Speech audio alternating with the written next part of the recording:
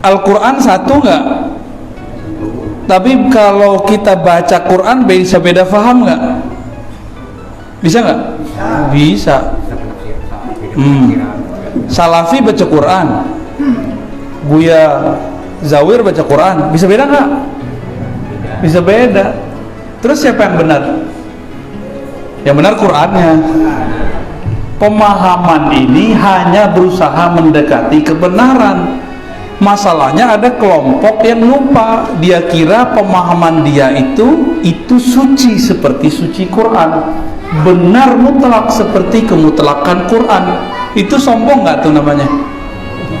Jadi kelompok yang sombong, orang yang sombong, yang mengklaim, yang merasa pemahaman dia adalah pemahaman yang suci seperti pemahaman teks yang suci itu.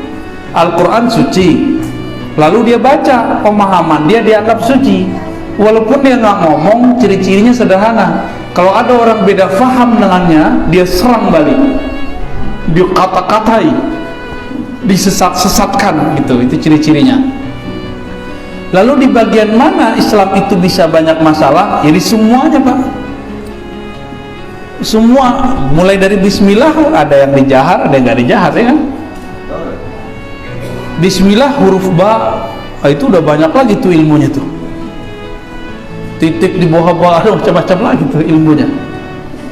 Rahman Rahim, kenapa Rahman ada alifnya, Rahim ada ya-nya, itu juga ada beda lagi. Karena orang nggak paham apa Rahman Rahim, maka dia beragama tuh horor, benci. Ini mohon maaf nih Bapak Ibu nih, ini kalau punya anak sering nakut-nakutin neraka atau ngiming-ngiming surga, tuh kan horor kan, jadi panitia neraka semua nih. Jadi kita itu sering menampilkan agama itu bengis, agama itu kayak menakutkan. Itu makanya sekarang banyak anak SMA, SMK itu ateis.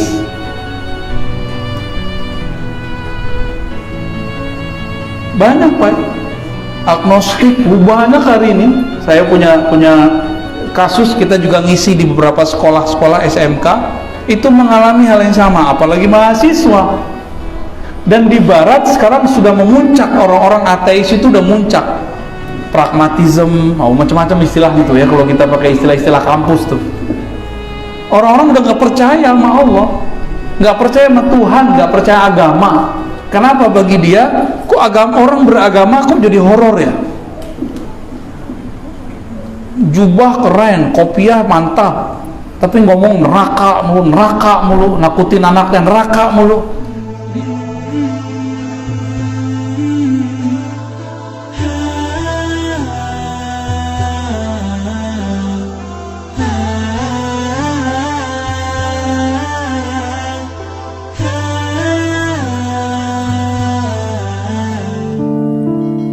Insya Allah. Ya, tafadhol, kalau ada pertanyaan silakan dikondisikan. Silakan. Pak, saya mau nanya, Pak. Ya, silakan. Mending pakai ini nih, Pak. Biar horor dikit.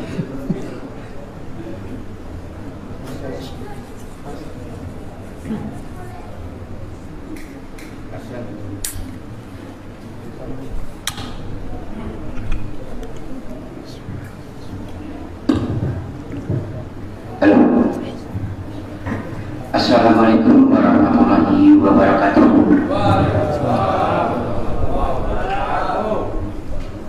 Ini mohon maaf Pak Ustaz atau Pak Buya ya. Sebelumnya juga saya memperkenalkan diri. Nama saya Rasudi. Kebetulan saya kepala jurong desa ini. Kebetulan, Pak? Iya, saya kepala jurongnya. Takdir bukan? Ya. Takdir bukan? Mungkin juga. Gak yakin. Jadi sebelumnya saya juga mengucapkan selamat datang kepada Bapak yang telah suami hadir di desa kami. Ini desa yang paling pinggir di Malang. Paling pinggir? Di sana sudah ada desa. Sudah ada desa. Ini desa yang paling pinggir. Jadi boleh dikatakan kami orang pinggiran. Jadi kalau orang pinggiran ini minim terhadap segala sesuatu, terutama tentang ilmu, terutama tentang akidah, juga tentang ilmu agama gitu. Jadi tujuan saya bertanya ini memang benar-benar ingin meyakinkan, karena selama ini menjadi kendala pada pemikiran saya. Saya sering mendengarkan kata-kata para ustaz, para kiai, inna indallahul Islam, agama yang benar atau agama yang sempurna adalah agama Islam. Namun akhir-akhir ini banyak orang atau kelompok yang mencari jati diri Islam itu sendiri untuk mencapai yang namanya kebenaran. Sebenarnya kalau berangkat dari kata inna indallahul Islam itu cukup membanggakan. Agama yang paling sempurna ya kita adakan dulu kronologinya. Kalau mencepat itu kadang nggak enak ya. Nah, jadi saya ambilkan cerita dulu. Sekarang banyak orang yang mencari jati diri atas nama kebenaran, sehingga banyak kelompok-kelompok yang mengklaim inilah yang benar, selain salah, inilah yang benar, selain salah, selain kelompok yang salah. Itu yang terjadi sekarang ini. Jadi pertanyaan saya itu begini, di manakah Islam ini yang berpotensi banyak mengandung suatu permasalahan itu? Di bagian mananya? Oke, udah Pak ya? Itu Pak ya. Ngomongnya kayak Pak dosen Pak. Takut saya Pak. Islam satu Pak. Satu aja dari Nabi Adam sampai sekarang satu. Nggak ada Islam A, Islam B, itu nggak ada. Islam artinya ketundukan kepada Allah Subhanahu wa Ta'ala. Tapi pemahaman terhadap Islam, mungkin pemahaman Pak Jorong beda sama saya. Ya, ternyata beliau wali Jorong Pak, wali. Ini wali nih Pak Buya. Antum nyari wali, ini wali. Iya.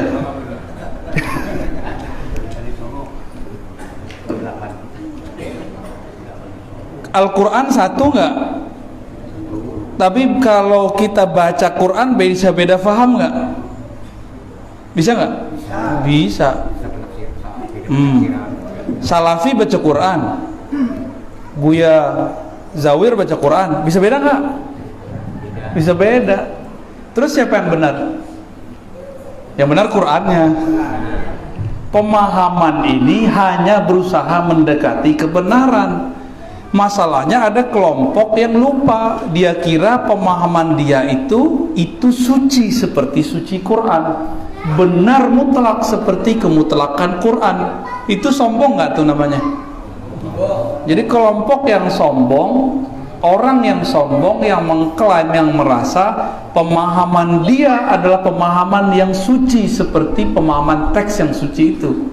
Al-Quran suci, lalu dia baca, pemahaman dia dianggap suci, walaupun dia nggak ngomong. Ciri-cirinya sederhana. Kalau ada orang beda faham dengannya, dia serang balik, dia kata-katai, disesat-sesatkan gitu. Itu ciri-cirinya. Lalu di bagian mana Islam itu bisa banyak masalah? Jadi semuanya Pak. Semua, mulai dari Bismillah, ada yang dijahar, ada yang nggak dijahar, ya kan? Bismillah huruf ba, itu udah banyak lagi tuh ilmunya tuh. Titik di bawah ba, ada macam-macam lagi tuh ilmunya. Rahman Rahim, kenapa Rahman ada alifnya, Rahim ada ya-nya, itu juga ada beda lagi. Karena orang nggak paham apa Rahman Rahim, maka dia beragama tuh horor, benci. Ini mohon maaf nih Bapak Ibu nih, ini kalau punya anak sering nakut-nakutin neraka atau ngiming-ngiming surga? Tuh kan horor kan, jadi panitia neraka semua nih. Jadi kita itu sering menampilkan agama itu bengis, agama itu kayak menakutkan. Itu makanya sekarang banyak anak SMA, SMK itu ateis.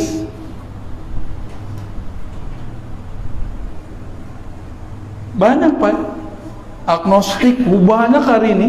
Saya punya kasus, kita juga ngisi di beberapa sekolah-sekolah SMK itu mengalami hal yang sama, apalagi mahasiswa.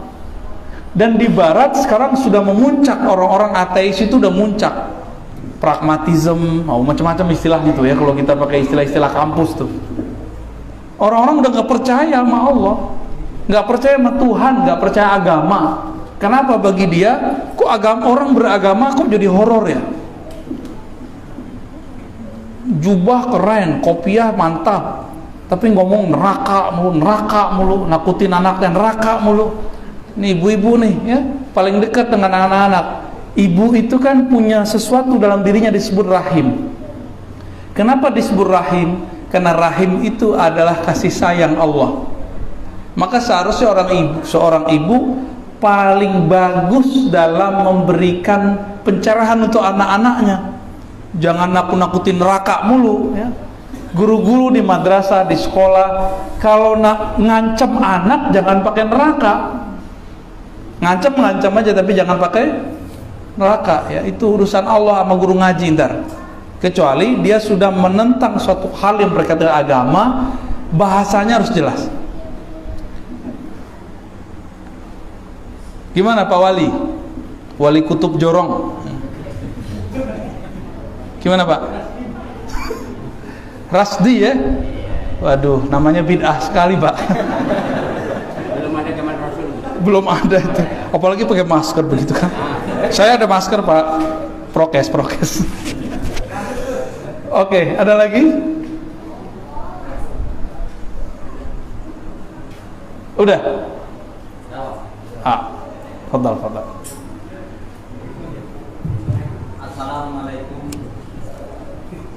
Assalamualaikum warahmatullahi wabarakatuh.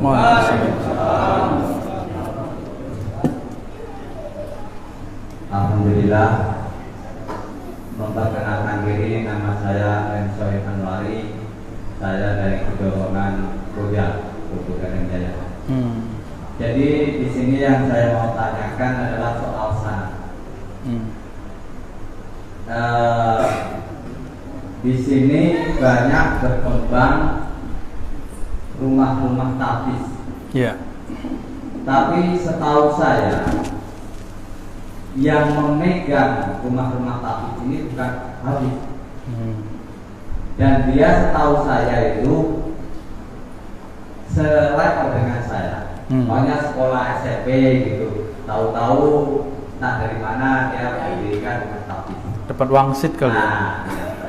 Apakah di situ ada sanadnya? Nah, itu yang pertama. Yang kedua, Pak, di sini banyak masyarakat mengandalkan Al-Quran. Oh, saya udah hafal surat ini, sekian surat. Tapi di situ dia tidak tahu tentang hukumnya bersuci banyak. Jadi tinggian mana orang yang bisa baca Al-Quran tapi tidak tahu tentang fikih? Kebanyakan masyarakat di sini. Nah itu pertanyaan yang kedua. Dan yang ini terlalu banyak, ini 3 aja Pak. Pertanyaan yang ketiga, ini soal gimana caranya kita gimana ya, orang itu kayaknya berat sekali ya. Kalau di Nabiyin Aswaja itu kan memakai kitab Sofina, Taufik, Akhir gitu Pak. Tapi kalau orang itu ditanya itu Anda dari mana? Dari buku. apakah buku itu punya sanad dan bisa disanadkan, Pak? Ya. Terima kasih. Baik, Mas Sohib ya. Assalamualaikum warahmatullahi. Mas Sohib Anwari ya. Rumah tahfiz tapi pemimpinnya bukan hafiz Quran. Kalau sekedar pemimpin yayasan nggak apa-apa, tapi kalau kiainya, ustadznya mesti hafiz. Kecuali itu pondok tahfiz juz amma gitu, kasih judul. Antum juga bisa kali ya. Nah, ini fenomena dan ini adalah kabar dari Rasulullah. Ini hati-hati.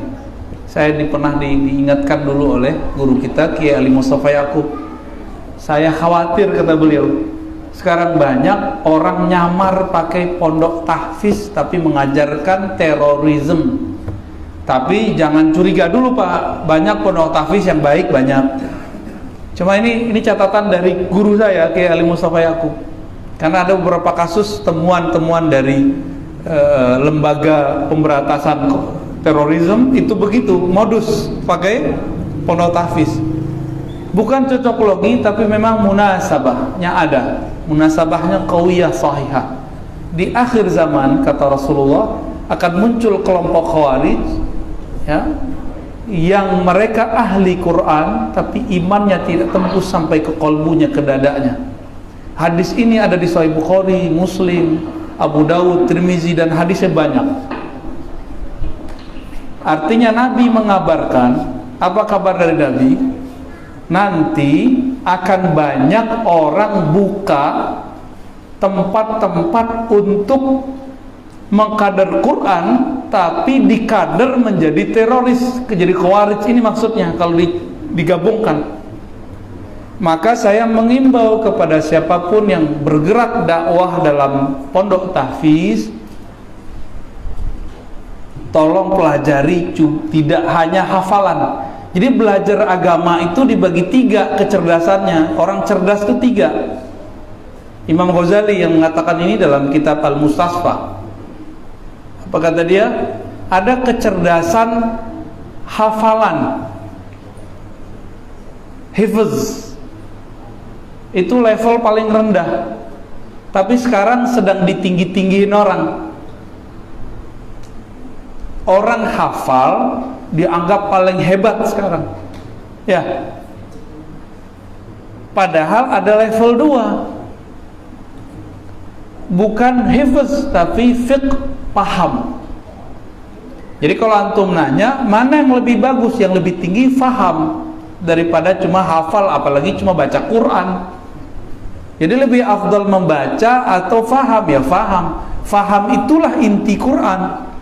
Quran itu diturunkan untuk dibaca ayat perintahnya tentang bersuci, atau kita disuruh bersuci.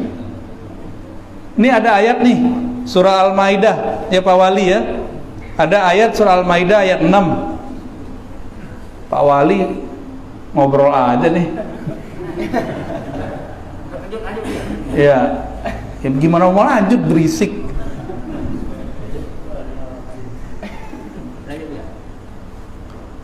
Ada contoh surah Al-Maidah ayat 6. Perintah apa? Perintah apa tuh ayat 6? Perintah berwudu. Perintah berwudu, Pak. Itu orang dapat pahala atau dapat keberkahan yang sempurna dengan membacanya doang atau ngamalin isinya? Quran itu cukup dibaca atau diamalin? Oke, sudah tahu jawabannya berarti? Ya, berarti lebih bagus yang nomor 2, faham. Di dalam hadis Nabi, riwayat Imam Bukhari, ada yang di situ mu'allaq, ada yang muttasil, riwayat Tirmizi langsung dia muttasil sanadnya. May yuridillahu bihi khairan yufaqihu fid din. Hadis yang dihafal oleh semua santri di pesantren. Tertulis di pojok kitab, halaman depan. Siapa yang Allah inginkan kebaikan dunia akhirat, sukses dunia akhirat, yufaqihu fid din. Siapa aja nih?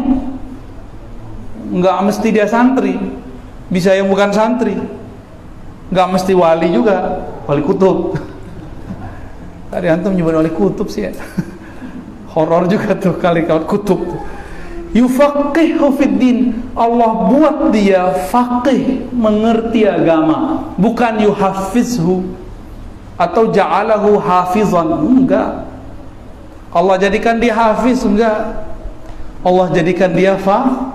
Maka orang yang faham Al-Quran itulah yang disebut bisa memelihara Quran, bukan sekedar hafal. Kalau hafal, handphone kita lebih pintar dari kita, Pak. Tinggal diputar aja tuh YouTube-nya Pak Wali, ya enggak? YouTube Juz Amma tuh lebih fasih dari imam kita baca Juz Amma. Taib. Lalu apakah sanad? Nah, perlu dicurigai. Bersanad pun belum tentu benar. Siapa tahu cuma sanad hafalan, tidak sanad pemahaman. Zaman ini yang penting sanad pemahaman. Hafalan mudah kok. Sekarang udah banyak teori, metode, cara ngapal itu udah banyak. Tapi cara memahamkan itu nggak mudah. Nggak mudah Pak cara memahamkan. Iya. Tapi kalau niatnya benar, yufaqihu fiddin, pasti Allah mudahkan dia memahami agama. Nah, maka yufaqihu fiddin ini proses. Faqqaha yufaqihu, ya. Ada kalimat di situ, proses. Allah akan buat dia terproses memahami. Jadi jangan senang dulu Bapak Ibu dengan pemahaman yang kita punya sekarang. Saya sampai sekarang juga belum puas dengan dalil yang saya dapat, tapi tenang sih sudah. Kalau puas, emang ada ilmu itu puas? Nggak ada. Ilmu itu nggak ada puasnya. Kenapa? Ilmu itu sifat Allah. Allah terbatas atau Allah tidak terbatas? Allah tidak terbatas, maka orang akan tamak kepada ilmu tanpa batas. Kalau tamak sama gorengan, makan 3 juga udah kenyang, Pak. Mas Sohib sukanya makan apa? Apa? Apaan katanya? Apel. Kirain sop babi. Astagfirullahalazim. Kenapa antum disebut sop babi? Astagfirullah. Ketakutan ya? Emang babi itu hantu? Orang babi aja begitu kok. Taib. Kita nih zaman sekarang yang paling dibutuhkan adalah sanad pemahaman. Sanad pemahaman. Jadi walaupun sekarang nih lagi ada lomba hafiz, ya itu semarak aja, silakan ikuti. Itu sebabnya pemerintah kita sudah mulai dari dulu ada musabaqah Quran, ada musabaqah yang apa namanya Ustaz? Syarhil Quran. Aneh bukan orang musabaqah, jadi nggak tahu. Musabaqah penjelasan Quran. Sebenarnya yang pas itu bukan syarhil ya, tafsir Al-Quran, tapi syarhil itu maksudnya orang ini menjelaskan makna Al-Quran. Oh, itu perkembangan bagus, perlu kita dukung. Saya lebih suka sama yang begitu, Pak. Senang kita kalau ada orang yang berlomba-lomba mencari pemahaman terbaik. Oke. Cukup ya? Terjawab? Oh iya, kecerahan ketiga adalah al-jamu bainal awwal wa tsani. Gabungan bainal hifzi wal fiqhi, gabungan antar nomor pertama dan kedua. Hafal iya, paham pun juga. Nah, itu yang bagus. Kebanyakan orang Nahdiyin itu faham, tapi hafal Qur'annya enggak. Kecuali pesantren seperti di Kudus, Panandaran, Kerapia, itu emang tahfiz.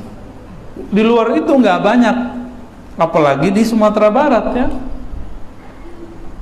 Tapi orang NU di pesantren hafal matan, karena ngafal matan itu muqaddimah memahami banyak funun, banyak fan.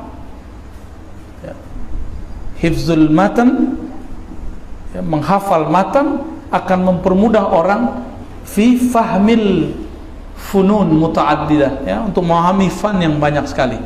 Itu sebabnya banyak guru-guru kita hafal Matan Baikuni, Matan Alfiyah. Kalau Kiai Sohib ya, antum nih hafalnya mantan deh. Ada lagi?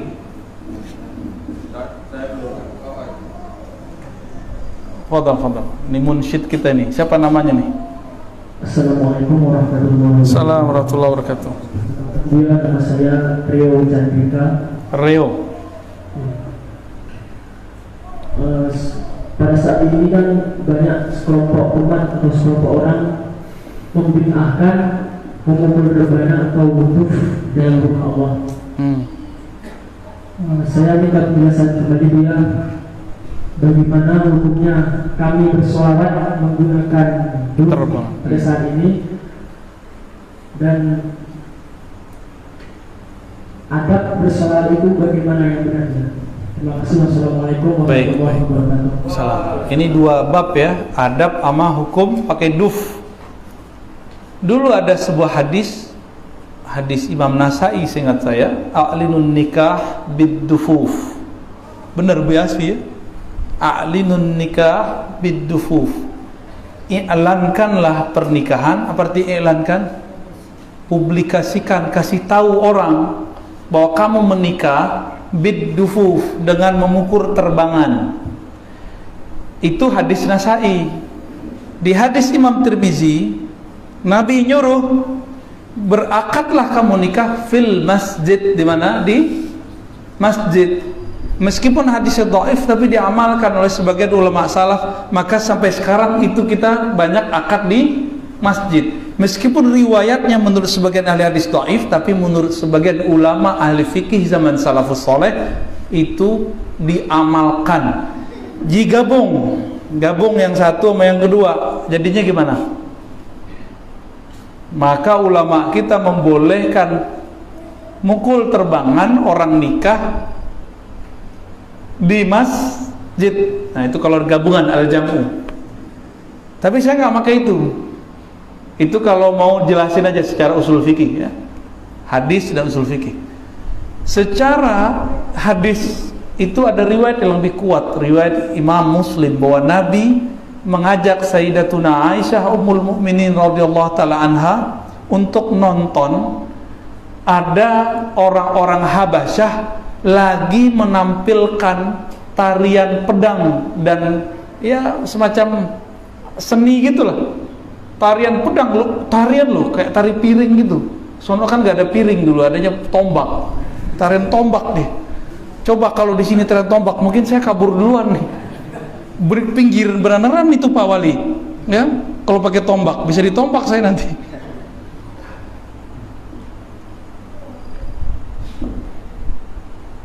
Itu hadis riwayat Imam Muslim, dan Nabi nanya ke Aisyah, gimana Aisyah, sudah puas atau belum? Aisyah mengatakan belum. Terus udah sekian lama nanya lagi, sampai kemudian Sayyidah Aisyah bosan. Diistinbatkan dari hadis yang sahih ini bahwa boleh menampilkan seni yang pantas ditampilkan. Kayak gini pantas nggak Pak? Cuma musiknya kekencengan melebihi suaranya. Tuh kena kritik lagi deh. Tadi Pak Wali kena kritik, sekarang antum maaf ya. Saran saya, coba dikondisikan, jangan terlalu keberisikan karena nanti masuk ke bab adab. Antum gimana mau merasakan Nabi hadir lagi megang gendang-gendang gitu, bisa nggak? Maka coba disebut hadrah. Kenapa disebut hadrah? Menghadirkan rindu kepada Rasulullah. Kerinduan itu syahdu atau kenceng? Syahdu. Ada kesyahduan. Maka coba cari genre yang syahdu ketika bersolawat kepada Nabi SAW. Pukulannya pun syahdu. Mau segede drum kayak ya bebas. Pukulannya agak pelan. Coba praktekin ntar ya. Hadrah yani ihdar mahabbatin Nabi SAW fi majalisina. Menghadirkan cinta kepada Nabi di majelis kita, dan Nabi mengatakan almar'u ma'aman ahabba. Siapapun yang cinta kepada seseorang, dia akan bersamanya. Yang bercinta Nabi akan bersamanya. Itulah yang dialami oleh Al-Habib Umar ketika beliau merasakan cinta yang luar biasa kepada Nabi. Saat mahalul qiyam, terasa Nabi hadir, bukan hadir secara fisik, itu hadir di kolbunya. Karena hadir di kolbu udah memuncak sampai ke kepala, memuncak ke mata, terbuka matanya, terlihat di alam zahir, padahal dia melihatnya di alam batin, di alam dirinya dia melihat. Itu yang terjadi pada masyaikh, pada buya kita sebagian besar. Kalau melihat ada tamu-tamu gaib datang, mata sih buka, tapi waktu mata aku buka, bukan mata ini yang ngelihat, sudah mata cinta. Kalau mata cinta, kuntu sam'ahu alladhi yasma'u bih, yang mendengar saat itu bukan pendengaran kita. Kalau pendengaran saya terganggu kalau ada orang ngomong, ya, suara saya nggak sampai kalau sudah ada orang berisik. Tapi kalau pendengaran dari Allah gimana? Nggak akan terganggu. Maka dulu di zaman Nabi itu kalau khutbah kan nggak ada pakai mic, kedengeran oleh semua sahabat. Sebanyak itu orang. Waktu haji wada, orang yang dekat dan jauh mendengar suara Nabi seperti sama, padahal nggak ada mikrofon. Nggak ada mikrofon. Itulah ajibnya, ya. Jadi coba sebelum, nah ini mau dikasih kaifiat nggak sebelum berhadroh? Mau antum? Kalau nggak mau nih nggak kasih. Nantilah ya. Ada cara menghadirkan itu. Torikot sholawat Nabi itu ada. Jangan main-main pukul-pukul aja, ada adabnya. Sehingga kadang-kadang kita lagi mukul aja bisa nangis, karena mukul itu ngikutin detak jantungnya. Nah, kalau sudah seirama ketukan itu dengan denyut jantung cinta kepada Rasul, jangankan antum, kita aja bisa nangis. Cuma kalau kesemangatan aja, ya seni, indah. Kayak tadi kan bagus tuh pukulannya, tapi nggak matching, suaranya kecil ya. Nah, ini contoh. Berarti baru di batas seni zahir, belum seni hadrah. Tapi semoga ke depan ada nanti yang membimbing antum. Ini kan ada mursyid-mursyid, tanyalah ke mereka bagaimana cara menghadirkan rindu Nabi dalam kalbu. Sehingga kalau kita baca syair, baca madaih nabawiyah itu bisa nangis. Nabi itu senang kalau ngelihat hambanya rindu, senang sekali. Rindu itu ada yang diungkapkan dengan nangis biasanya, ya. Kecuali nangis sakit hati itu lain lagi, ya. Taib, sudah. Sudah sejauh mana bahaya Wahabi Salafi di Indonesia? Iya. Karena dulu saya baca buku, pernah mereka oknum Wahabi itu di Saudi membantai ulama yang berseberangan dengan mereka atau ulama madhab, bahkan membunuhi keturunan Nabi. Benarkah itu ya? Iya, iya. Ini Pak Ketua MUI nih menanya nih. Baik, ini pertanyaan penting karena konfirmasi itu penting, ya. Kita dapat pertanyaan sejauh mana Wahabi berbahaya di Indonesia, dan benarkah Wahabi dulu berdarah-darah ketika di Saudi sebelum ada Saudi, ya? Berarti udah pertanyaan, Bu, ya. Yang pertama, sebahaya apakah? Kalau versi peneliti pasti kadang beda dengan versi ustadz, karena lebih sering ustadz atau peneliti di lapangan? Ustadz. Bedanya ustadz nggak punya perangkat penelitian. Kalau peneliti dia otaknya liar, dia bisa ngelihat sesuatu dari berbagai macam versi. Syukur-syukur ustadznya peneliti yang ustadz gitu. Nah, barangkali antum masuk bagian dari mereka nih, karena doktor kan peneliti. Kalau versi orang yang pakarnya dari TNI, polisi, ya, Indonesia itu udah ada pemetaan wilayah merah, ada yang kuning, ada orange, ada hijau. Kalau Sumatera Barat sudah ada beberapa wilayah yang sudah merah. Sudah ada. Pasaman belum parah-parah aman, Pak. Yang parah adalah, ya, saya nggak boleh bilang. Itu sudah ada. Dan kita nanya bukan ke satu sumber. Jadi ada intelijen dari TNI, ada intelijen dari polisi yang pakar, dia melihat. Dan saya menyaksikan sendiri juga sama. Karena kita juga peneliti. Ya, alhamdulillah saya juga peneliti, ya. Kita juga nulis, kita juga merangkum, membaca, menganalisa. Dan itu sudah banyak yang parah. Bayangkan Aceh aja dia memasuki, Pak. Padahal Aceh itu benteng Ahlussunnah terkuat itu. Kota-kota santri di Jawa itu udah banyak yang kemasukan. Kenapa? Kebanyakan pesantren sudah tertutup dari masyarakat, asik dengan delaktika di dalam pesantren, lupa dengan masyarakat di luar. Itu fakta juga itu. Udah jadi dinasti, nggak mau lagi mikirin umat. Tapi itu sebagian pesantren, kebanyakan pesantren juga masih bagus, oke. Jadi ini kabar agak lumayan bahaya, maka kita nggak boleh diam, Ustaz. Harus mulai menyuarakan yang menurut kita ini mendekati kepada kebenaran. Jadi jangan diam. Tapi suara antum tadi kan sudah menggelegar tuh, kayak semangatnya menggelegar suara aja. Insya Allah, Ustaz, ya. Terus benarkah Wahabi dulu berdarah-darah? Itu benar. Dan kejadian itu bukan sekali dua kali. Kita punya sanad, tadi kita sudah baca sanad, ya.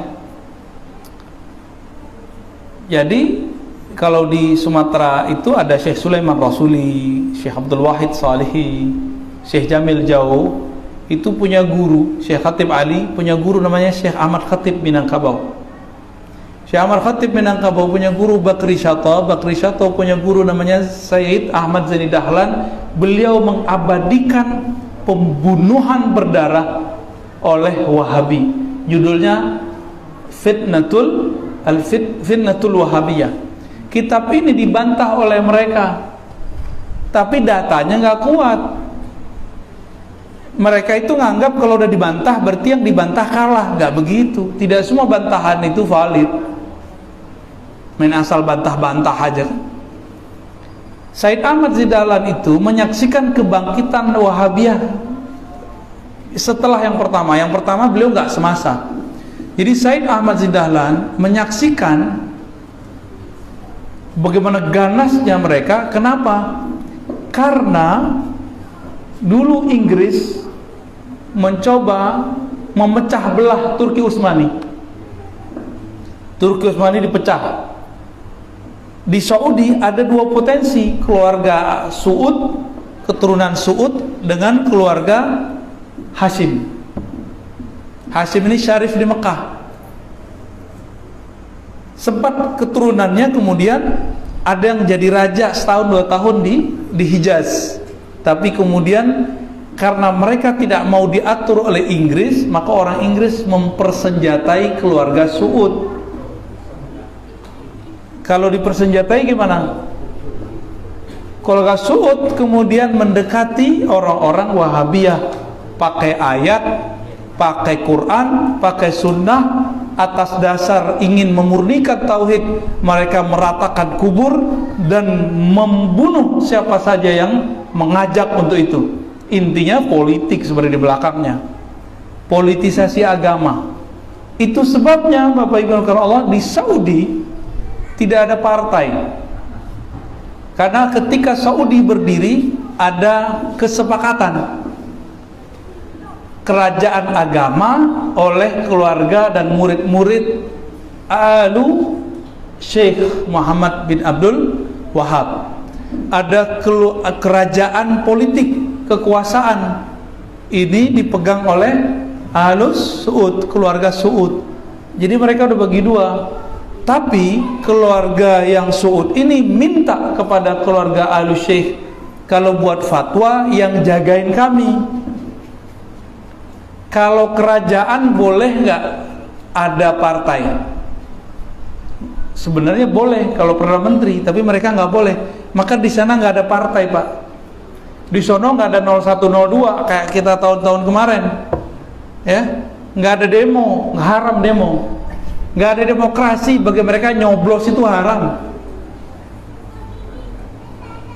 Jadi teman-teman Salafi bawa fatwa itu ke Indonesia, makanya mereka nggak nyoblos. Terus yang lucu apa? Mereka pakai fatwa pemerintah sezolim apapun tidak boleh dilawan, dikritik. Emang kita sepakat nggak boleh kita berontak, nggak boleh, kritikan boleh. Ya. Tapi pemerintah ini menggunakan demokrasi. Demokrasi kan haram menurut dia. Coba nanti dibayangkan, Pak. Saya nih fatwakan nggak boleh nyoblos. Di sini ada muslim, non muslim. Kira-kira yang terpilih siapa? Saya nih memfatwakan, Bapak Ibu tidak boleh nyoblos.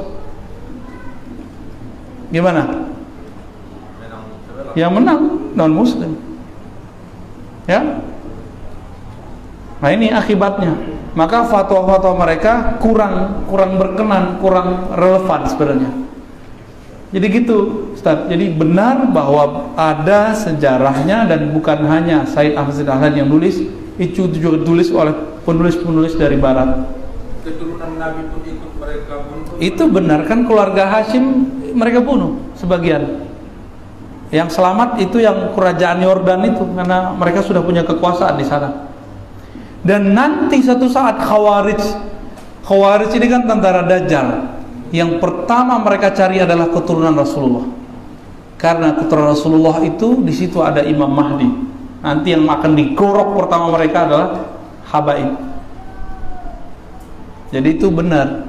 Hari ini sudah mulai muncul fatwa-fatwa comberan namanya ya. Mengatakan apa? Nggak ada tuh Habib, nggak ada tuh Sayyid, nggak ada keturunan Nabi. Kalau ada orang saat ini menolak keturunan Nabi, nggak ada keturunan Nabi, berarti dia menolak Imam Mahdi. Berarti bahaya nih orang. Ya, saya rasa cukup Pak ya, udah jam 11:30, besok pada kerja kan? Wah, gimana nih? Gimana Bu ya?